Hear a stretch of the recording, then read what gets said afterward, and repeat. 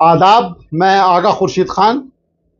Supreme court ने कांवड़ यात्रा root पर रेस्टोरेंट और दुकानों पर नेम प्लेट संबंधी आदेश पर अंतरिम रोक लगा दी है।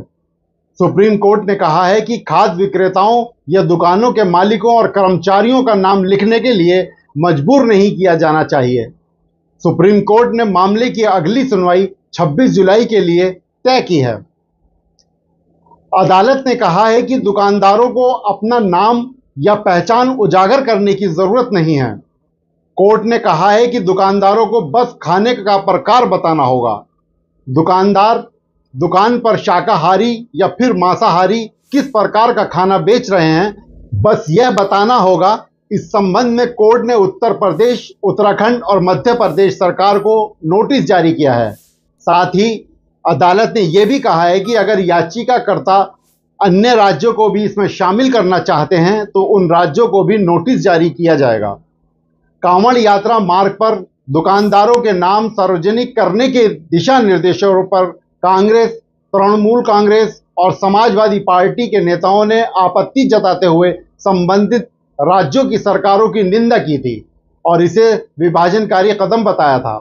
इस मामले में तृणमूल कांग्रेस की नेता महुआ मोइत्रा ने सुप्रीम कोर्ट का दरवाजा खटखटाया था।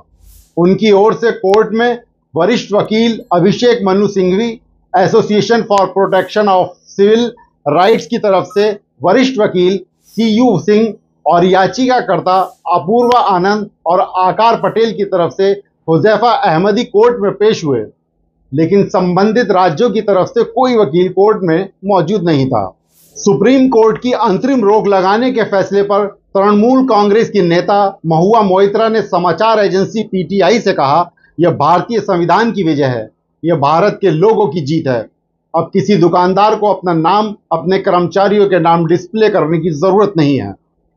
समाजवादी पार्टी के अध्यक्ष अखिलेश यादव ने संवाददाताओं से कहा, सांप्रदायिक राजनीति का दिया फड़फड़ा रहा है, इस वजह से ये इस तरह के फैसले ले रहे हैं। सांप्रदायिक राजनीति खत्म होने जा रही है और इसका दुख बीजेपी को है। कांग्रेस नेता पवन खेड़ा ने कोर्ट के आदेश का जिक्र कर भाजपा शासित राज्य सरकारों पर हमला बोला। उन्होंने कहा, आज सुप्रीम कोर्ट ने राज्य सरकारों के गैर संवैधानिक आदेश पर रोक लगा दी है। यह आदेश अल्पसंख्यक, आदिवासी और पिछड़ी जाति के खिलाफ था और इसके पीछे RSS की सोच दिखाई दे रही थी।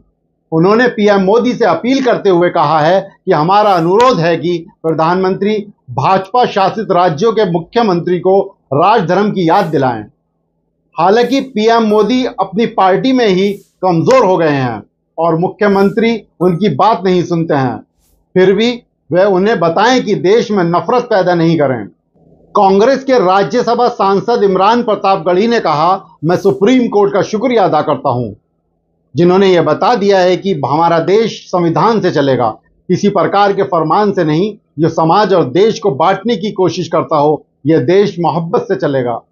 हमारे देश में हिंदू मुसलमान मिलकर कांवड़ियों का स्वागत करते हैं। गंगा जमुनी तहजीब को भाजपा सरकार ने बांटने की कोशिश की थी, उसे सुप्रीम कोर्ट ने बेनकाब किया है। यूपी में मुख्यमंत्री योगी आदित्यनाथ ने कांवड़ यात्रा से पहले जरूरी निर्देश जारी किए थे।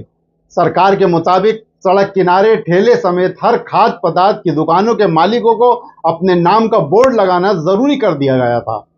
इस नियम की शुरुआत मुजफ्फरनगर से हुई थी। वहां स्थानीय प्रशासन ने कांवड़ यात्रियों के रास्ते में पड़ने वाली दुकानों पर उनके मालिक और संचालक के नाम लिखने के निर्देश दिए थे। मुख्यमंत्री योगी आदित्यनाथ ने 19 जुलाई को अफसरों के साथ समीक्षा बैठक की थी और पूरे प्रदेश में कांवड़ यात्रियों के रास्ते में पड़ने वाली हर दुकान के मालिक और उसके संचालक का नाम लिखने का निर्देश दिया था। मुख्यमंत्री ने हलाल प्रोडक्ट्स बेचने वालों पर भी कार्रवाई करने का आदेश दिया था। हमारे देश में हिंदू मुसलमान आपस में मिलजुल कर प्यार मोहब्बत से रहते हैं। इस गंगा जमुना तहजीब को भाजपा सरकार ने बांटने की कोशिश की है। इस पर आपकी क्या राय है दोस्तों? हमें कमेंट्स बॉक्स में जरूर बताएं। शुक्रिया।